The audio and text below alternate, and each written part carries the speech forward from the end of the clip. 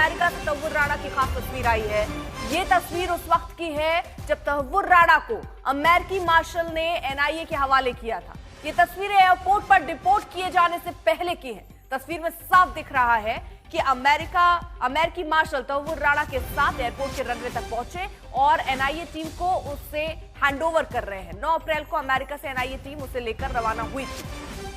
तो ये तस्वीर उस वक्त की है। देखिए, हाथ जकड़े हुए और उसे दरअसल एनआईए के हवाले वहां पर किया जा रहा है। तो ये एयरपोर्ट की तस्वीर हम आपको दिखा रहे हैं। अमेरिकी मार्शल तहव्वुर राणा के साथ एयरपोर्ट के रनवे तक पहुंचे और एनआईए टीम को उसे हैंडओवर कर रहे हैं। 9 अप्रैल को अमेरिका से एनआईए टीम उसे लेकर रवाना हुई थी। अमित भारद्वाज हमारे साथ, हमारे सहयोगी इस वक्त जुड़ चुके हैं। अमित, अब वो तस्वीरें भी देखी आ रही हैं जब अमेरिका ने इस आतंकी को एनआईए को सौंपा था।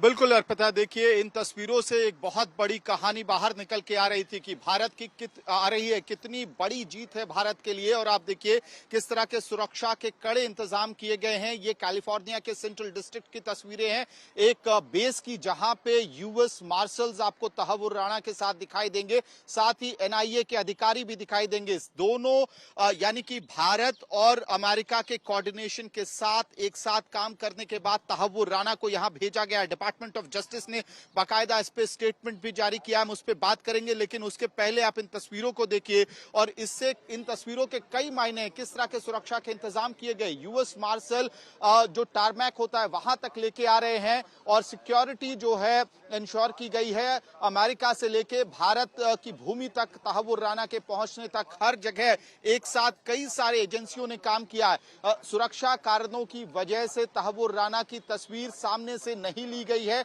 लेकिन आपको ये स्पष्ट रूप से दिखाई देगा कि कैसे यूएस मार्शल्स और एनआईए के अधिकारियों ने एक साथ मिलकर उसको जहाज में रखा।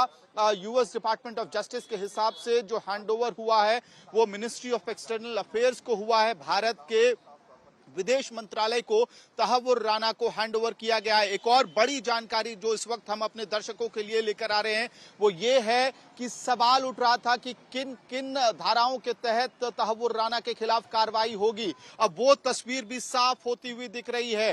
डिपार्टमेंट ऑफ जस्टिस यूएस के हिसाब से भारत ने 10 क्रिमिनल चार्जेस गिनवाए हैं तहव्वुर राणा को भारत लाने के लिए। जो एक्सट्रेडिशन हुआ है 10 क्रिमिनल चार्जेस के तहत हुआ है और इसमें क्या धाराएं हैं। मर्डर का आरोप है, कंस्पिरेसी का आरोप है, भारत में आतंकवादी गतिविधि को एग्जीक्यूट करना इसका आरोप है और इसके साथ साथ मुंबई हमले में लश्कर तैयबा ने जो हमला किया उसके कई सारे और कामकाज को देखने का आरोप तहव्वुर राणा पे है। फॉर्जरी का आरोप है। कुल मिलाकर 10 धाराओं के तहत तहव्वुर राणा पे भारत केस चलाएगा। इसकी जानकारी department of justice United states को दी गई थी। भारत ने निश्चित रूप से पुख्ता सबूत दिए हैं अमेरिका को, जिसके बाद एक्सट्रेडिशन संभव हुआ है। और अब ये तस्वीर साफ हो रही है कि सिर्फ फौजरी और कंस्पिरेसी तक ये मामला नहीं रुका रहेगा। मर्डर और टेररिस्ट एक्ट यानी कि आतंकवादी हमला जो 26/11 का भारत पे हुआ, जिसमें तहव्वुर राणा, डेविड हेडली जैसे लोगों ने मास्टरमाइंड के तौर पे काम किया था। अजमल आमिर कसाब जरूर गोली चला रहा था भारत में, उसके आतंकवादी साथी जरूर मुंबई पर कहे ढा रहे थे, गोलियां चला रहे थे, लोगों को मार रहे थे। लेकिन ये वो लोग हैं तहव्वुर राणा जैसे लोग जिन्होंने पूरा का पूरा प्लॉट कंस्पिरेसी रचा था, रेकी किया था। फर्स्ट वर्ल्ड इमिग्रेशन जो कंपनी थी तहव्वुर राणा की, उसको एक कवर की तरह इस्तेमाल किया गया था ताकि डेविड हेडली भारत में आके रेकी कर पाए। और ये सारे तार अब जोड़े जाएंगे, जो डॉट्स छूटे हुए थे, जो कुछ लूपहोल से इन्वेस्टिगेशन में एनआईए और अलग अलग एजेंसियों ने जो ब्लैंक्स रह गए थे, अब तहव्वुर राणा के क्वेश्चनिंग के बाद वो तस्वीर पूरी हो जाएगी और उसके बाद पता चलेगा कि पाकिस्तान में बैठे हुए कौन कौन वो आतंकवादी या एजेंसियां हैं जिन्होंने 26 से 11 के इस पूरे के पूरे हमले में तहव्वुर राणा, डेविड हेडली और आतंकवादियों का साथ दिया था और किसने फंड किया था। लेकिन ये बड़ी तस्वीरें इस वक्त बाहर निकल के आ रही हैं जिसमें स्पष्ट हो रहा है कि यूएस मार्शल्स, एनआईए के अधिकारी सेंट्रल डिस्ट्रिक्ट ऑफ कैलिफोर्निया में तहव्वुर राणा को लेकर आते हैं और जो बेस है वहां तक यूएस मार्शल्स उसको सुरक्षित रूप से भारतीय अधिकारियों के हाथ में देते हैं। मिनिस्ट्री ऑफ एक्सटर्नल अफेयर्स के अधिकारियों को हैंडओवर किया गया है और ये तस्वीरें हम इस वक्त आज तक पे एक्सक्लूसिवली दिखा रहे हैं। कई सारी और तस्वीरें निकल कर सामने आ रही हैं जिसमें किस तरह से जो अमेरिकी एजेंसियां हैं उन्होंने और भारतीय एजेंसियों ने साथ मिलकर एक्सट्रेडिशन के प्रोसेस को सेफ और सिक्योर तरीके से पूरा किया, वो स्पष्ट होता है। तो हमने कल रात एक तस्वीर देखी थी जिसमें तहव्वुर राणा भारत जब लाया गया था एनआईए के अधिकारियों के साथ, उस वक्त वो तस्वीर थी, लेकिन उसके पहले की अमेरिका की भूमि पर कैलिफोर्निया के सेंट्रल डिस्ट्रिक्ट में ये आखिरी तस्वीर तहव्वुर राणा की, जिसको लेकर तहव्वुर राणा को जरूर डर लगा होगा क्योंकि उसको ये बात तो पता है कि भारत आने के बाद कानून का सामना उसको करना पड़ेगा। और अहम बात यह है कि तहव्वुर राणा पहले से कन्विक्टेड है डेनमार्क वाले टेररिस्ट जो टेरर प्लॉट था उस केस में अमेरिका में उसको 14 साल की सजा हुई थी और अब भारत में 26/11 का जो आतंकवादी हमला था उस पे उसके खिलाफ कार्रवाई होगी। आतंकवादी गतिविधि, खून, फॉर्जरी, तमाम ऐसे 10 धाराओं के तहत कार्रवाई की जाएगी। ठीक है, हिमांशु भी हमारे साथ, हमारे सहयोगी इस वक्त जुड़े हुए हैं। ये तो हमने उस वक्त की तस्वीर दिखा दी जब अमेरिका के जो मार्शल थे, अमेरिकी मार्शल, उन्होंने भारत को सौंपा, एनआईए को सौंपा। अब वो भारत आ चुका है, अब यहां से प्रक्रिया आगे शुरू होगी। हिमांशु, उस प्रक्रिया को जरा समझाइए क्योंकि अब सब ये चाहते हैं, जो इस चीज के गवाह बने, इस आतंकी घटना के, जिन्होंने अपनों को खोया, वो इंसाफ की राह बहुत लंबे समय से ताक रहे हैं, उम्मीद कर रहे हैं कि जल्द से जल्द इंसाफ मिलेगा। किन किन धाराओं में यहाँ केस चल रहा है, क्या हो सकता है इस पूरे मामले में अब आगे? देखिए, इस पूरे मामले में जो सबसे पहले 3 चीजें हैं जो इस्टेब्लिश करनी है, जिससे जुड़े एविडेंस पहले ही एनआईए के पास हैं लगातार, क्योंकि इन्वेस्टिगेशन तो चली रही थी और जब 2019 में जो डॉक्यूमेंट्स भेजे गए थे एनआईए की तरफ से उसमें सारे एविडेंसेस तहव्वुर राणा के खिलाफ, पूरी कॉन्स्पिरेसी के खिलाफ जो मिले थे, जिसमें ईमेल, फोन कॉल, सारी डिटेल्स वो दी गई थी। अब आगे जो करना है, एनआईए जो करने की कोशिश में है, पूछताछ से जो चीजें निकालनी, वो सबसे पहले कि सब 2006 से 2008 के बीच किस तरीके से इस साजिश को आगे बढ़ाया गया, वो कौन कौन से चेहरे हैं जिन्होंने पर्दे के पीछे से इस पूरे जो पूरे षड्यंत्र था उसको फाइनेंस किया, उसको आगे बढ़ाया, कौन कौन लोग हैं जो आईएसआई में बैठ करके इसको पूरी मदद और मुहैया और क्योंकि ये सब कुछ अगर पता भी चलता है, क्योंकि कसाब के केस में भी बहुत सारी चीजें सामने आई थी लेकिन फिर बहुत कुछ हो नहीं पाया। आज अगर ये भी बहुत चीजों की गवाही देता है, क्योंकि ये रोल पाकिस्तान कर रहा, ये तो बहुत तथ्य ऐसे सामने आ चुके हैं लेकिन हो कुछ नहीं पा रहा है। क्या हो सकता है इसके पकड़े जाने से? देखिए, तहव्वुर राणा पाकिस्तानी नेशनल है और कनेडियाई में जाकर उसने कनाडा की नागरिकता ले ली, लेकिन वो आर्मी से भी जुड़ा रहा, उसमें वो मेडिकल प्रैक्टिशनर था और उसके बाद वहीं से उसके रिश्ते थे। तहव्वुर राणा जो कुछ भी उसने अंजाम दिया, जो भी षड्यंत्र रचा और जो भी उससे अब सच सामने आएगा, पाकिस्तान या आईएसआई उससे अपना लिंक नहीं हटा सकती, उससे अपना रिलेशन नहीं तोड़ सकती।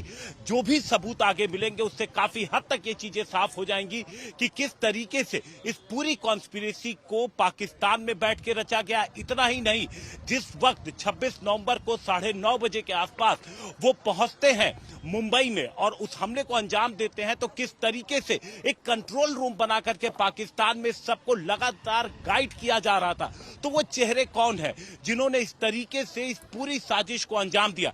आप देखिए, तहव्वुर राणा जब निकलता है पाकिस्तान से, कनाडा पहुंचता है, वहां की नागरिकता ले लेता है, वहां पर वो अपना व्यापार शुरू करता है। जब डेविड कोडमैन हेडली को हिंदुस्तान में भेजना था तो उसको जब कवर की जरूरत थी तो बॉम्बे में ऑफिस खोला जाता है और उसके बाद उसको जगह जगह रेकी के लिए सारे लॉजिस्टिक भी प्रोवाइड कराए जाते हैं। तो क्या ये पॉसिबल है कि इस तरीके से तहव्वुर राणा इतनी जल्दी इस तरीके खुद ये सारी चीजें मैनेज करेगा? निश्चित तौर पर पीछे से उसको सपोर्ट था, उसको फाइनेंस किया गया। और यहां पर आप देखिए, स्लीपर सेल का भी रोल काफी हद तक सामने आ जाएगा कि किस तरीके से खतरनाक रोल निभाते हैं स्लीपर। क्योंकि देखिए, अब लंबे सवाल, फहरिस्त लंबी है सवालों की। वो कौन कौन से संभावित सवाल हो सकते हैं वो भी जरा हम आपको बताएं। मुंबई हमले में आपकी भूमिका क्या रही, यानी तुम्हारी भूमिका क्या रही, ये समझेंगे। 26 नवंबर 2008 को लोकेशन कहां थी, ये भी समझने की कोशिश होगी। तो संभावित सवाल हैं जो सामने रखे जाएंगे। राणा के नवंबर 2008 को भारत क्यों आया, भारत दौरे पर कहां कहां गए और किससे मुलाकात हुई, मुंबई अटैक को लेकर ये सारी कड़ियां हैं जिनको जोड़ने की अब कोशिश होगी। डेविड कोलमैन हेडली ने क्या क्या बताया वो भी जानकारी, क्योंकि इसे ही एक ब्रिज माना जा रहा है, क्योंकि सारा अरेंजमेंट करने वाला शख्स ये राणा ही था। अब किसके कहने पर कहां से क्या तार जुड़ रहे हैं, ये सारे तार खंगालने की कोशिश जांच एजेंसियां आप करने वाली हैं। लश्कर चीफ हाफिज से कब कब मिला, मदद के बदले लश्कर ने क्या दिया, क्योंकि अगर आप मदद कर रहे हैं, आप सारी चीजें मुहैया करा रहे हैं, तो ये किस आधार पर लश्कर ने मुंबई हमले की साजिश कैसे रची, कैसे रेकी की, डॉक्टर होते हुए लश्कर से कैसे जुड़े, ये तमाम संभावित सवाल हैं जो आज पूछे जा सकते हैं। संजय हमारे साथ, हमारे सहयोगी इस वक्त जुड़े हुए हैं। संजय, कई संभावित देखिए यहां सवाल नजर आते हैं जिनका जवाब ढूंढने की कोशिश होगी, लेकिन सवाल फिर बार बार ये भी है, क्योंकि वो अपनी तबियत का हवाला दे रहा था, पहले ही बोल रहा था वहां टॉर्चर किया जा सकता है। क्या लगता है कि वो जांच में कितना सहयोग करेगा? अब ये तो बहानेबाजी तो चलेगी, क्योंकि ये शातिर आदमी है और पढ़ा लिखा होके, और पढ़ा लिखा शातिर ज्यादा खतरनाक होता है, क्योंकि इन्होंने ये बहानेबाजी वहां से आने के लिए भी, प्रत्यर्पण के लिए भी की, और आगे भी बहानेबाजी चलती रहेगी। लेकिन भारतीय न्याय व्यवस्था है वो सीधा सपाट जानती है। न्याय व्यवस्था ये कहती है कि आपको अगर शारीरिक मानसिक कोई परेशानी है, हम उसका इलाज कराएंगे, लेकिन हमारे सवालों के जवाब दीजिए। जब तक जवाब नहीं मिलेंगे तब तक उसे छोड़ा नहीं जाएगा, क्योंकि ये उससे बहुत सारे स्पष्ट सवाल हैं। क्योंकि एनआईए की टीम का ये कहना है कि हमारे पास जो सबूत हैं, जो एविडेंस है, जो सामग्री है, वो बिल्कुल क्लियर है। अब सिर्फ इसको, इसमें जैसे कोई तस्वीर रहती है, डॉट मिलाने होते हैं, डॉट मिलाने के साथ ही वो तस्वीर स्पष्ट हो जाती है। तो वही करना है कि डॉट मिलाने हैं कि आखिर वो कहाँ, जिस समय भारत रेकी के लिए आया था, कहाँ रहा, किन लोगों से मिला, क्या बातें हुई, और उस दौरान के जो चैट हैं इसके व्हाट्सएप पे और बाकी अन्य जगहों पे, उन चैट का जो कॉल रिकॉर्ड डिटेल्स हैं, सीडीआर हैं, उनका हवाला देते हुए उनसे सवाल निकाले जाएंगे और उनसे पूछा जाएगा। तो उसमें उनके पास जब ये सबूत सामने होंगे तो इनकार नहीं कर सकता, मुझे याद नहीं या मैंने नहीं किया है। और उन लोगों से जब उसकी मुलाकात कराई जाएगी कि आप यहाँ आए, यहाँ इतने लोगों से मिले, यहाँ रहे, यहाँ गए, तो फिर वो इनकार करने की स्थिति नहीं होगी, और फिर स्पष्ट सूरत, एक शक्ल, एक पेंटिंग स्पष्ट रूप से बनेगी, जिसमें जिसका कर्ता धर्ता तहव्वुर राणा था, और उसने विदेशों से रहकर और इन सारी चीजों को अंजाम दिया, खुद भारत भी आया। तो ये तमाम ऐसी चीजें, और सिर्फ 26/11 नहीं, बहुत सारे ऐसे आतंकी हमले हैं जिसमें टेरर फंडिंग का आरोप इस पर है, स्पष्ट सबूत है। उन सबूतों को सिर्फ बस तरतीब से लगाकर और इसकी तस्दीक करानी पड़ेगी, और इसके बाद फिर ये अंजाम तक पहुंचेगा। ये अलग बात है कि जो ट्रीटी है वो सजाए मौत को की तस्दीक नहीं करती, उसका प्रावधान नहीं है, लेकिन दूसरे अन्य इंतजाम हैं, भारतीय कानून उनको सख्त से सख्त सजा दे, इसके लिए सारे इंतजाम किए जा रहे हैं। सरंजाम इसीलिए किया जा रहा है ताकि एनआईए और अन्य जांच एजेंसियां अपने सबूतों के आधार पर इनसे पूछताछ करें, और हो सकता है कि भविष्य में। हिमांशु भी हमारे साथ है। हिमांशु, क्योंकि समय लंबा हो चुका है, 16 साल हो चुके हैं इस घटना को, अब वो जो बातें बताएगा, क्योंकि बहुत सारी चीजें सबूत समय के हिसाब से भी हट जाती है, उस तरीके से मिलती नहीं, ये भी एक बड़ी चुनौती एनआईए के सामने रहने वाली है। देखिए, इसमें काफी चीजें जो एविडेंसेस हैं, पहले से ही एनआईए ने, इस चूंकि इन्वेस्टिगेशन चल रहा था, तो बहुत सारे ऐसे सबूत हैं जो टेक्निकल एविडेंसेस हैं, जैसे कहीं पर उसकी मौजूदगी से जुड़ा सवाल, तो वो सारे एविडेंस पहले से ही एनआईए के पास मौजूद हैं। और प्रत्यर्पण में भी ये तमाम एविडेंस जो अब तक तहव्वुर राणा के खिलाफ थे, वो काफी हद तक काम आए थे। उन्हीं सबूतों को दिखा करके भारत ये साबित कर पाया था कि किस तरीके से तहव्वुर राणा एक की एलिमेंट था 26/11 के हमले के पीछे। मास्टरमाइंड जो थे उनके साथ ये था, एक मास्टरमाइंड था ये। तो ये सारी चीजें हैं, उन्हीं एविडेंसेस को अब सामने रख करके इससे पूछताछ की जाएगी ताकि इसके पास मुकरने की, बचने की, भूल गया ये कहने की संभावना बेहद कम हो जाएगी, क्योंकि पूरे एविडेंसेस हैं एजेंसीज के पास। अब उनसे आगे की चीज, जो तहव्वुर राना उससे पूछताछ करके आगे की चीज निकालने की कोशिश की जाएगी कि किस तरीके से जो चेहरे अब तक बेनकाब नहीं हुए हैं, जो इसके रिलेशन लश्कर तोयबा से थे, जो लोग लश्कर तोयबा में पीछे से बैठ करके, चाहे वो आईएसआई के हों चाहे लश्कर तोयबा को हों, जिन्होंने पूरा फाइनेंस किया, जिन्होंने इस पूरे साजिश को अंजाम दिया और एक एक के अलग अलग कड़ियों को जोड़ा, उन सब की पहचान होगी और एक बार एक नए सिरे से इस मामले में कई ऐसे तथ्य हैं जो सामने आएंगे। बिल्कुल, बहुत बहुत शुक्रिया आपका। नजर बनाए रखिए, आगे भी आपसे अपडेट लेंगे। अब आपको वो विशेष विमान जरा दिखाते हैं जिससे तहव्वुर राणा को भारत लाए क्या। 19 लोगों को लेकर चलने वाला ये अमेरिका का गल्फ स्ट्रीम स्पेशल एयरक्राफ्ट है, जो अमेरिका के मियामी से बुधवार रात 2:15 पर एयरक्राफ्ट उड़ान भरता है। रोमानिया बुखारेस्ट शाम 7 बजे बुधवार को पहुंचा। 11 घंटे तक रोमानिया में तहव्वुर राणा को लेकर आता विमान रुकता है, ठहरता है, फिर गुरुवार सुबह 6:15 पर उड़ान भरता है और फिर शाम 6:22 पर लैंड करता है।